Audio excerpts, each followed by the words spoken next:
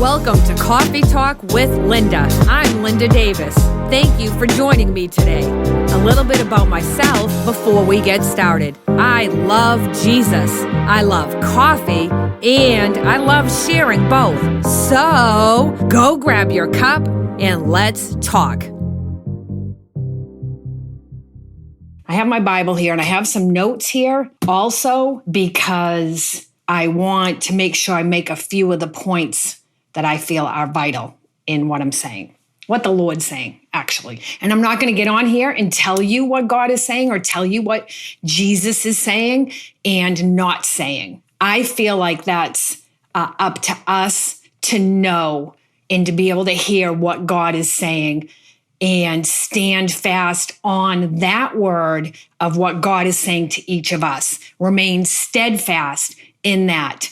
And I know, and I'm not saying it's easy because it's not for sure, but we can do it. And I want to encourage you to not bury the promise that God has spoken to you or God has spoken to you about. Maybe it's not directly for you, but he has spoken to you about it. Don't bury it, no matter what the circumstances look like, no matter what your eyes see. Don't bury it. Stand firm in what God is saying to you.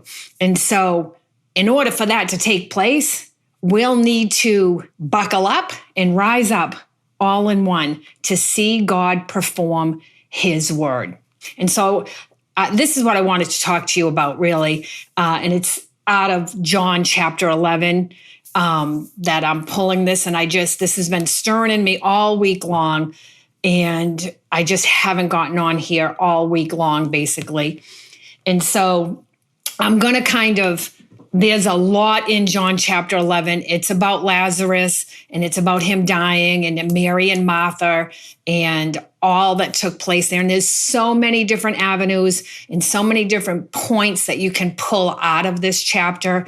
But I feel like God, to me specifically, for you and myself for sure, is highlighting the aspect of knowing what has been promised to us, knowing what the word that has been sent specifically to us about a situation. So like in John chapter 11, the word is sent to Mary and Martha about Lazarus. So sometimes we have a word about us, sometimes we have a word about somebody else or something else. And we cannot allow ourselves to get discouraged because now that we've got the word, things look way worse than they ever did before we had the word. And that all takes place in John chapter 11. And so Lazarus, just to kind of set a little bit of this up for you, Lazarus is the brother of both Mary and Martha. All three of them were very close to Jesus. They were good friends. They had a strong personal relationship with Jesus. So this isn't even just like somebody he didn't really know or he came across their path. He had a strong relationship with all three of them. And so the two sisters, Mary and Martha, they send a word to Jesus about their brother, right? They can't get to Jesus in time, or they don't want to leave Lazarus's side. I'm not sure,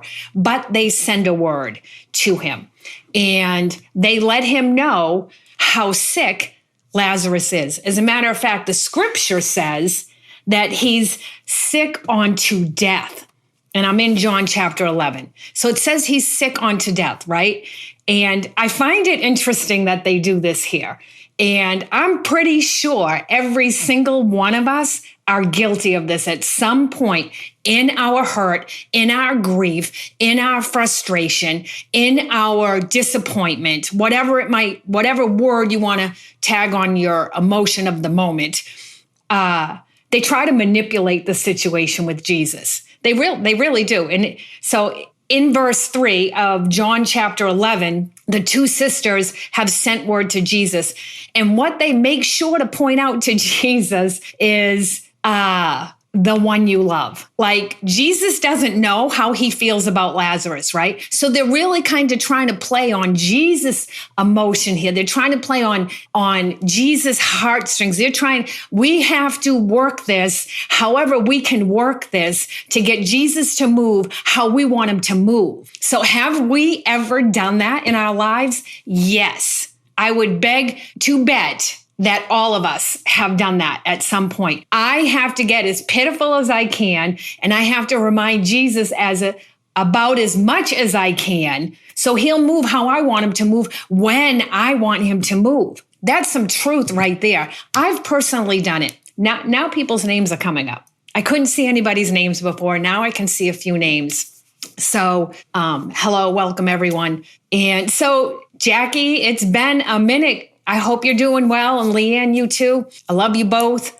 So I'm talking today about just hanging on to that word, hanging on to that promise, no matter what it looks. And I know, Lee, and I know you can give testimony to this for sure. So basically, they're in verse 3, they're playing on the heartstrings of Jesus. They're trying to manipulate the situation. But Lazarus, the one you really love, right? The one you really love, he's sick unto death. And so this is really manipulation actually that's going on here, right? That we've all been guilty of trying to manipulate the Lord on our behalf or in our timing. We feel like time's running out. We feel like the situation is not what it should be. We feel like Jesus spoke a word to us and too much time has passed. And so we have to somehow play on his heartstrings to get him to move on our behalf. When he has our heartstrings more in the palm of his hands than we will ever realize. So when Jesus hears this, clearly terrible news here, right? This is going to show us we can't work Jesus. We can't work him. We can't play him. That's one of the things I love the most about him. One of the things is he can't be played. And that's 100% beneficial. For sure, because people can be played. Our emotions can be played. We've done things out of being played on our emotions, right? And probably missed some things because of it. But Jesus can't be played. It's his perfect timing, always. And so this is clearly terrible news. Like one of Jesus's very close friends is sick unto death. How does Jesus react? How would we react? Like if I got a phone call from somebody, hey, someone that I love, someone that's very near and dear to me, like they're in the hospital, right? Today it would be they're in the hospital. They're about to die. I'm probably not going to wait 2 days to head to the hospital. I'm not going to do that. I'm going to head right there, right? Out of concern and out of worry. But Jesus doesn't do that. His response, and I love this, and it's in verse 4, his response, and you have to pick up on this. He's giving a word to Mary and Martha here. He's giving a word in their concern. He's speaking a word to them, and he's trying to send peace, even though he's not going yet. He sends the word before himself, and he's trying to send peace. And so in verse 4, he promises Mary and Martha and everybody else around them, even Lazarus himself, but Mary and Martha are the ones that sent the word. This sickness will not end in death for Lazarus, but it will bring glory and praise to God. This will reveal the greatness of the Son of God by what takes place. So that's the word. That's the promise. And no matter how bad it gets for Mary and Martha, and of course Lazarus, because he's the one sick, they should hang on to that word. They should make that proclamation. Our words matter. If you've listened to me at all, you know I'm big on the words that we speak. Our words matter.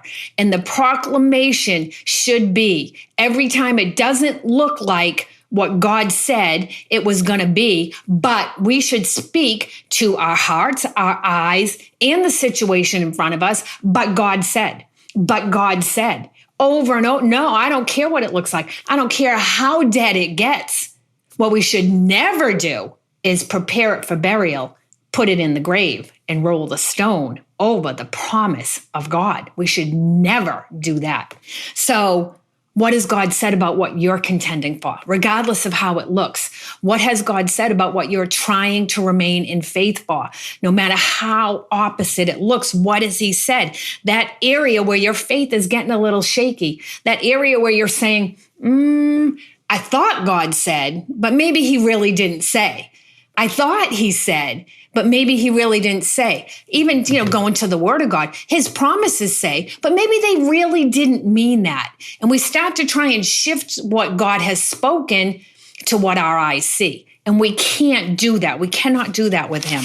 And so that's really what Mary and Martha end up doing, right? Because after verse 4 here, we get down to verse 5 and verse 6. And it's interesting. In verse 5, it says, now Jesus, it's confirming in the word, Jesus loved Mary and Martha and Lazarus.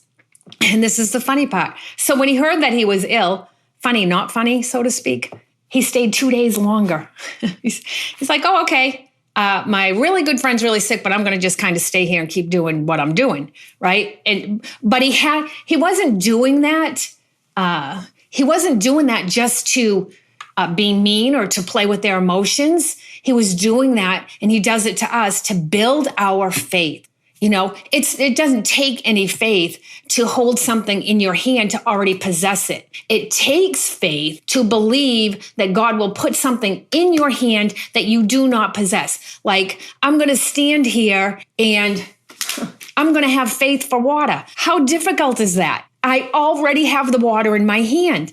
But if I'm sitting there with no water in my hand and I'm really, really thirsty and I believe for water and then I wait and I wait, now faith will move that water into my hand. Hopefully that helps you to understand a little bit of what I'm saying there. So Jesus basically, that's what he does here. He makes them wait, right? Because everything's about to get completely worse for Mary and Martha and mostly for Lazarus, right? Completely worse here. Everything's going to head, and have an ear to hear this. Everything is going to head completely opposite of what Jesus just told them. Jesus just said, or he sent word to them because he didn't go, this sickness will not end unto death. And yet we see Lazarus die.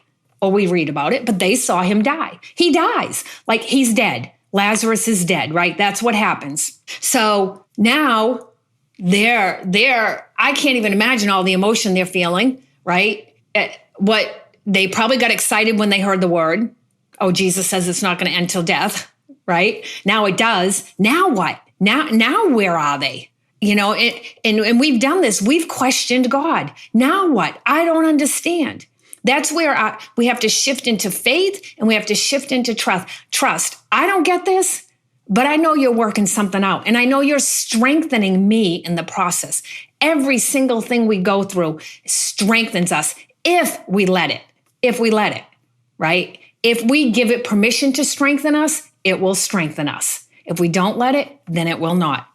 So Jesus doesn't run to their rescue beforehand, right? We would have. I would have, right? If I can help somebody that I know needs help, and it's especially when it's critical, I run to the rescue, so to speak.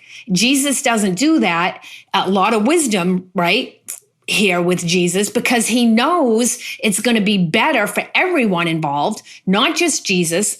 Not just Lazarus, not just Mary, not just Martha, but all of Jesus's disciples who are right there in the moment also. So don't miss this, right? Don't miss that this was a family, I'm reminding you, that Jesus had personal relationship with, right? They were close friends.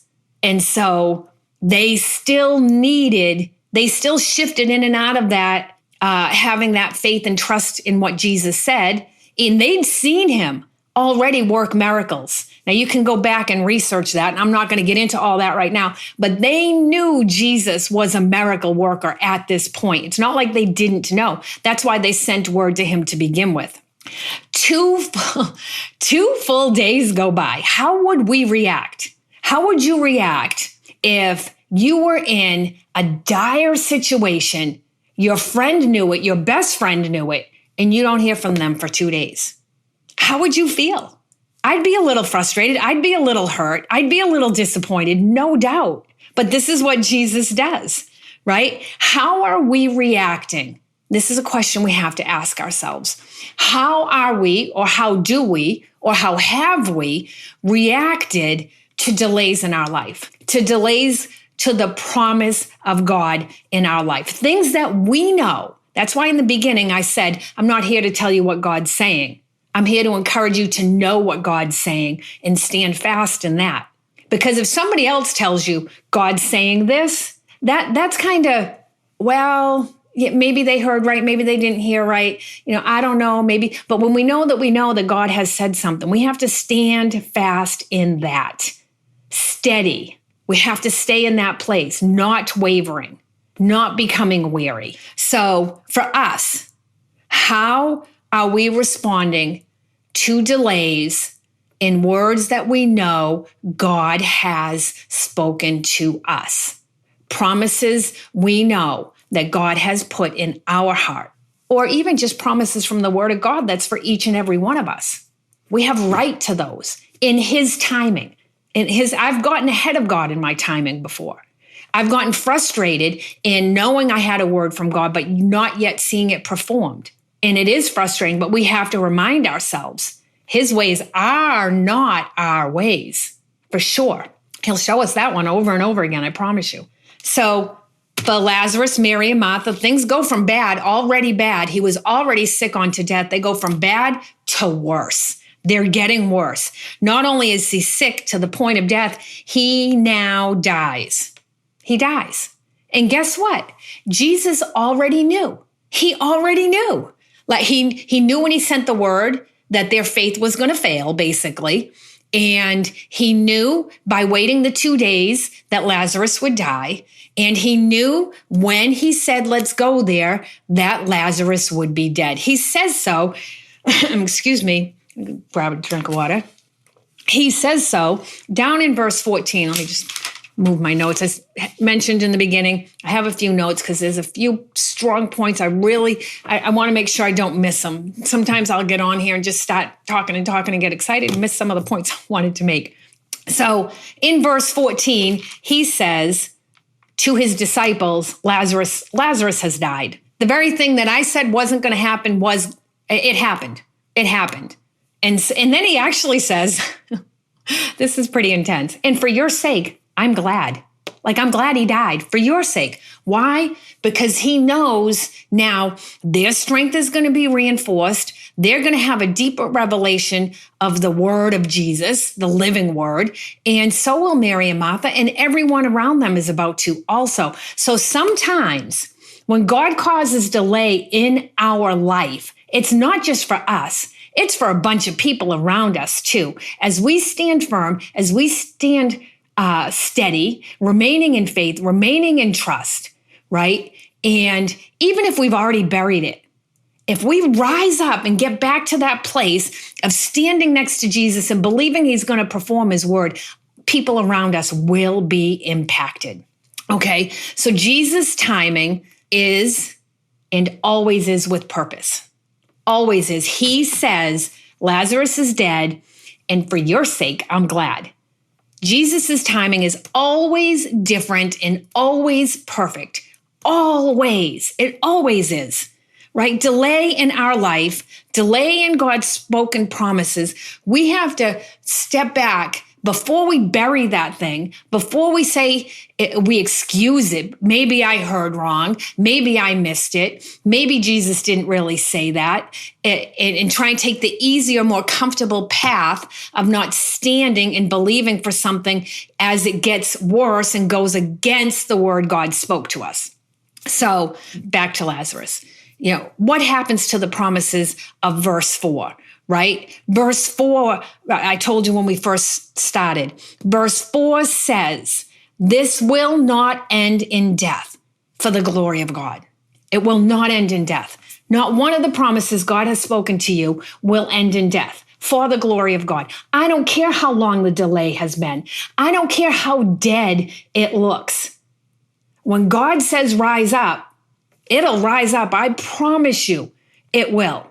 Just run to him. Pour your heart out to him. Tell him your hurt and disappointment and frustration and stand next to him while he performs his word. Do it. I'm going to show you how Mary and Martha did that. So Mary and Martha, what did they do with the promise, right, of verse 4? Let's reread verse 4. Jesus himself said, this illness does not lead to death. It does not lead to death. Okay? So, what does that mean to Mary and Martha? Because they watch Lazarus die. He dies. And what do they do with that promise? What do they do with that word out of the very mouth of Jesus? They bury it. They basically allowed the natural circumstances in front of them. They basically allowed what they were seeing with their eyes to take place. No, what did God say? I don't care how bad it looks right now. I don't care how dead it looks right now. What did God say? Speak to that. Breathe life into those dead bones. Breathe on those dead bones. What God said, not what you wish, not what you desire. You can't work it for your own good. You can't.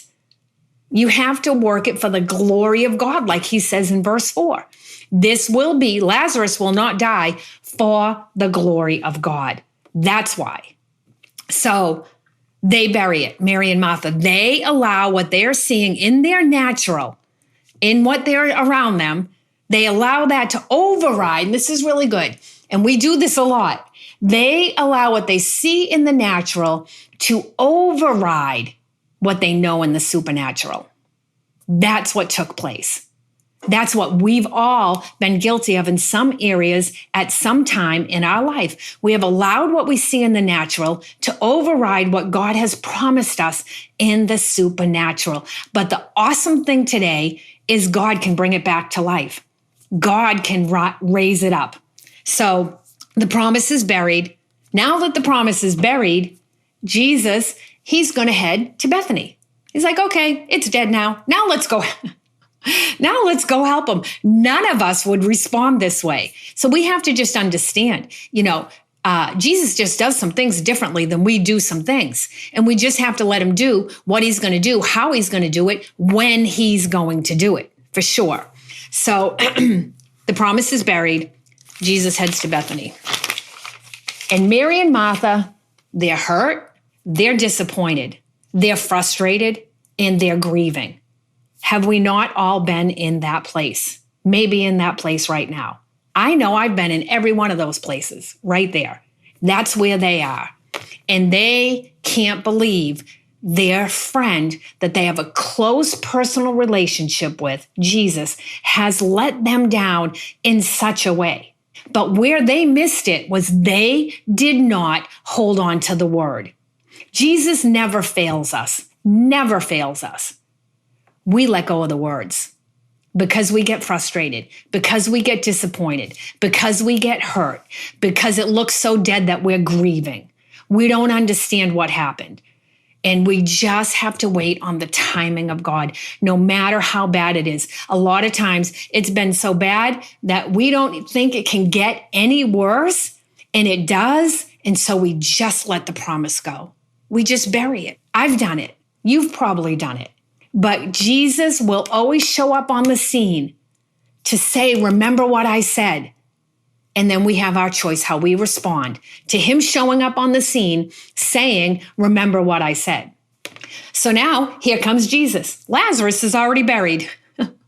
And this is the friend that's a little too late, right? A few days late. Like they're showing up after the deal, right? And so how do we respond to friends like that? Mary and Martha, they respond completely opposite from one another, which I think is interesting. And I'm not going to dig too deep into their responses because it's really on the promise of God being performed in our life. But Martha, she runs out to meet Jesus. She knows he's coming. She runs out to meet him, okay? She goes to him. She pours out her heart.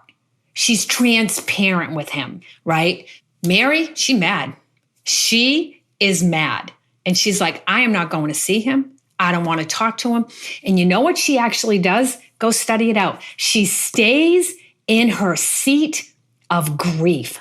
See, they were already in the grieving process. They were seated in the house as the sisters in their seats of grieving when they realize Jesus is coming.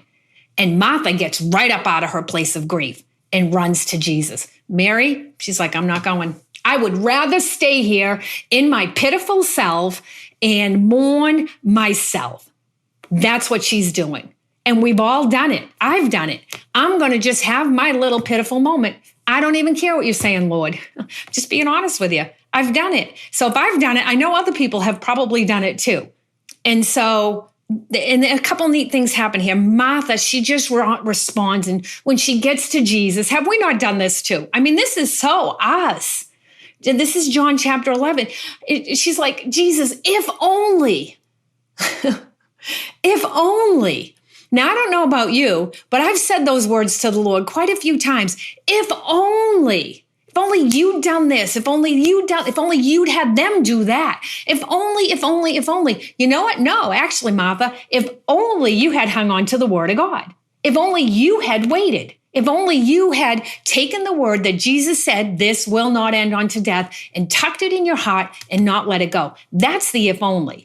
So really, that if only that we give to Jesus so many times, we need to flip it back on ourselves. Because the truth of the matter is, when God has spoken a promise to us, when God has given us a word, if it's never performed in our life, it's on us. And we don't like to look in the mirror and tell ourselves that. We'd rather blame other people, and we'd rather blame Jesus, truthfully. But that's not who's to blame. It's just not. So Martha reaches Jesus, and she's like, if only. Right? If only. And she pours her heart out. And she's like, our brother's dead and all that. And a lot of stuff takes place right here that I'm not going to dig into all that right now. But Jesus confirms his word. He confirms his promise. Messing up my hair. He confirms his promise to her. Right? And he says down here in verse 23, because basically for them, they forgot what Jesus said based on what their natural eyes were seeing. They forgot what Jesus said. That doesn't mean it changed what Jesus said. They just forgot it. So it looked like it changed. It looked like it shifted. And so Jesus in verse 23 here says, your brother will rise again. Now he's already told them it won't end to death. So now he's confirming. Why? Because Martha went to Jesus and poured out her heart. We see it in the Old Testament in David, and I'm not going to get into all that right now, but there's nothing wrong with going back to the Lord and getting your word a second time. There's nothing wrong with that, especially when you're at a place of death or grieving, of promises you feel like he's given to you. And that's what Martha does here. She's very transparent with him. And so his word hasn't changed. And he reaffirms it, I guess I would put it that way. You know, your brother will rise again. In one sense, he's saying, the Lord's saying, I haven't forgotten, you forgot. You forgot what I said. Or you didn't think it would come to pass. I never forgot. That's why I'm standing here now. I came to do what I said I was going to do. And he will show up at our doorstep too. How we receive him, that's up to us. And so, of course, the fact also, and I'll get into this in a little bit, the fact that he has to reaffirm this, and it grieves Jesus. What grieved Jesus? That they let go of the word, that they didn't hold on in faith to what he had spoken. They allowed natural circumstances to override the supernatural word, and it grieved them. Okay, so I have to wonder, have we ever grieved? I mean, that's an intense thing when you think about it. Have we grieved the heart of the Lord by not holding on to a promise he has given us because supernatural circumstances, now let me reword that, natural circumstances look opposite of what he has said? Have we ever done that? And have we buried what looks dead, even though the Lord said it would not die, it would be life? Have we done that? Have we actually done that? I believe probably most of us have, for sure. So after Jesus reaffirms his word, Martha, she runs and she goes and gets Mary. And I love this portion of this because we all need that friend once in a while. We just do, right? We all just get into a place of remaining in our seat of grief. And we need that person that will come alongside of us and say, get up. Jesus, remember what Jesus said. Rise up. Do what God said. Stand on what God said. And that's really what Martha ends up being to Mary here. So Martha gets the word, the reminder from Jesus, and she goes to get Mary out of her seat of grief. And I don't care how long it's been. I don't care what it looks like. I don't care how dead it is. If God made a promise, he's going to perform his promise. We might not understand the timing of it. We might not get the delay, but he's going to perform his word if we'll stand with him in that word.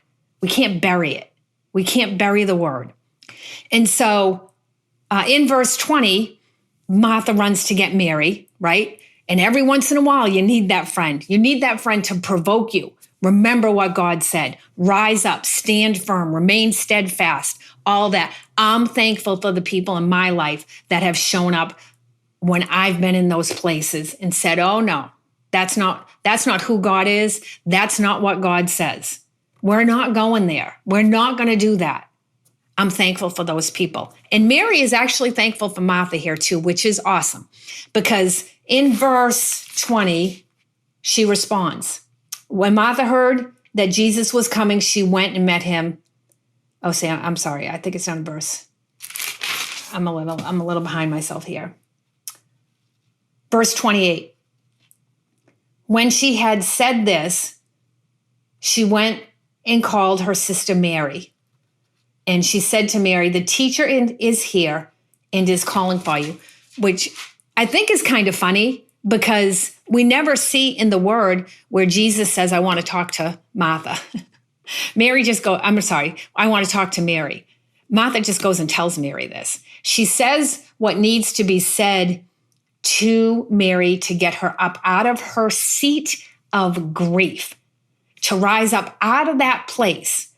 So Martha knows what needs to be heard in Mary's ears, and she says it to her. So she says, Jesus is here. Like, he's out there waiting to talk to you, but you have to go to him. See, that's the thing. We have to get up out of our seat of grief when a promise has died from the Lord, like what happened with Lazarus, and we have to go to Jesus. We can't stay in that seat of grief and expect Jesus to come to us and sit with us. We have to rise up out of that place. We have to do that. And so Mary does that. Well, I lost my place again. And so when Mary hears Martha saying Jesus is right out there and he's waiting to talk to you. Now, Mary already knew Jesus was there, but she needed some provoking from her sister. So she rises up quickly and goes to him. And that's in verse 29 of John 11. She rises up quickly. And the interesting thing is she responds the same way. She has the same heart as Martha. I'm sorry. Mary and Martha get a little confusing. But when she gets to Jesus, she says the same thing. If only. Those are powerful words, and that was her heart. And that's our heart sometimes, for sure. If only you had done this differently, Jesus. If only this situation had been different. If only they had done something different, right? If only. And no, they have to remember, we have to remember, Jesus said it would not end unto death. And whatever Jesus said is what it's going to be. That's something that's foundational and will never change in the Christian walk. If Jesus said it, it's going to take place. And for some situations, it's up to us if it's in us and through us and for us. That's the thing. And so Martha goes to Jesus. She has the same heart as Jesus. If only. If only what? What do we, have you ever said, I have, if only to the Lord? If only, Lord, if only, what are we really saying when we say if only? What we're saying is if you had done what I wanted you to do, if you had worked it out the way I wanted it worked out, if you had done this in my timing, Lord, the way I wanted it, the way I thought it should be, that's really what our if only means when it comes to something God has promised not taking effect. If only you had done it how I thought it should be done. She might as well say that. If only you had shown up when we thought you should show up, Lord, instead of delaying. If only all of these things, right? When we're saying if only to the Lord, we really have to ask in our hearts, if only what? If only what? When you're saying in frustration or hurt or sorrow, whatever it is, if you're saying if only, crying it out to the Lord, you have to really search your heart and say, if only what? What's your place there? Does God not know better? Are his ways not our ways? They are. We have to stay steadfast. God spoke this. I don't care how dead it looks. I'm going to stand in faith. I'm going to remain in him. And so this is why I personally believe. Now, this is not some big theologian study that I'm saying here. This is just my personal belief. I believe this is why Jesus wept. I believe he wept because they let go of the word he sent forth to them. He said that Lazarus' sickness would not end unto death. And they did not hold fast to that. And Lazarus died. And not only did they see him die, they wrapped him up in his grave clothes and they buried him. That's what I believe Jesus wept at when he knew he had spoken a word. Isn't it disheartening, even us, mere humans, so to speak, when someone doesn't take us at our word? Isn't that disheartening? He's to the place of grief here because he knows their faith is lacking. That's what he's really grieving about. In that very word, in that personal relationship that they had. They had a very close personal relationship and they didn't hang on to the word. So if only what? Now this is the encouraging part. This is the awesome part. Jesus tells the people to roll away the stone. And I'm kind of jumping ahead. I'm not going through the whole thing here. Read the whole John 11. It's awesome. But Jesus tells the people to roll away the stone. And I've done this, some of it age related, but I've done this for sure. Martha's like, she kind of freaks out a little here, which I guess I don't blame her. She's like, it's been 4 days. Like he's going to stink. In other words, it's too late. It's too late. But it's never too late. And we've done that with the Lord sometimes when something hasn't worked out the way we thought it was going to work out, when we thought it was going to work out that way, we're like, it's too late. That's past. It's over. It's done. Jesus can bring back a dead thing in a minute, a dead promise in a minute, a dead relationship that was supposed to be established in a certain path in a minute. Whatever it is that you once carried in your womb, but you never birthed out, Jesus can bring that back to life. Okay, so in verse 39, Martha is saying, it's been 4 days. It's been 4 days, Lord. And it's almost like too much time has passed. Lord, too much time has passed since you sent the word saying this would not end till death. And now, even though you came back and I believed you at your word, when you said let me go back to it so I get the right, verse 23, your brother will rise again. Now it's 2 words. And Martha's still trying to figure it out. She's still struggling with this stump, right? It's still going to look opposite for a moment, but Jesus is like, I'm here now. I'm ready to move. Are you going to stand next to me and let me roll that stone away and call that thing back to life or not? In that moment, our response matters. Now, she was just questioning God because she didn't understand. I don't believe she was in doubt here anymore. She wasn't non-believing anymore. And so in verse, let's jump down to verse 43, right? I promise you this before we read this, 43, I'm not sure if I said that, but before we read this, I promise you, if God has brought a word to you, right, and things took a totally opposite turn to how you thought he was going to perform his word, and so you gave up on that word, you buried that word, and you sat in your seat of grief. When God beckons you to come to him and pour out your heart, do it, and do it in a way that is so transparent to him that it causes him to move with compassion on your behalf. I'm not talking about working your tears to manipulate a thing. I'm talking about just being transparent with your heart. He will bring that dead thing back to life as you rise up and stand next to him and watch him perform his word. And that's what takes place here at the end of John chapter 11, right? So he tells them to roll away the stone, right? In verse 43, verse 43, just simply, Lazarus come out. So, and it goes on to say in verse 44, the man who had died came out. Okay, so when God speaks to that promise, as you pour out your heart to him, as you stand next to him, ready to watch him to perform the word you actually buried, right? When that takes place, when you rise up out of your seat of grief, when that takes place and you've poured your heart out to him and you're standing next to him and he says, rise up, come out, that thing will come to life. But I also want to add this, when he does that, there's still going to be some grave clothes on that thing. There's going to be some doing you have to do on your part, right? He's not going to come in and go poof, and then everything's back to life, and the red carpet's rolled out. He's going to bring that thing back to life. He's going to stir it back up in you, basically. He's going to give you the unction and the drive. It's going to rise up again in you. You're going to have to pull the grave clothes off. You're going to have to dust that dead thing off, clean that dead thing up a little bit, and then go forth in the promises God has already spoken to you and then reaffirmed. And that's what takes place here, right?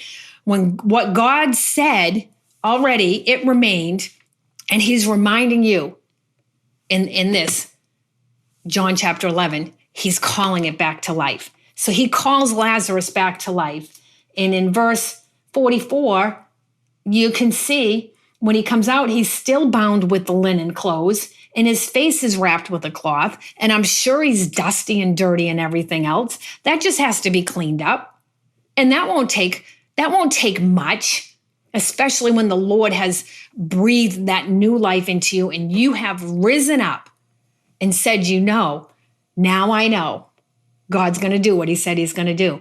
And in that place, I'm going to end with this, the whole point of the delay, the whole point of everything seemingly to go away from what God has said is God is, now you have more faith. Now you're stronger in me. Now you won't be as quick to let go of a word next time around. And that's what the delay here with Lazarus was, and that's what any delay in our life is.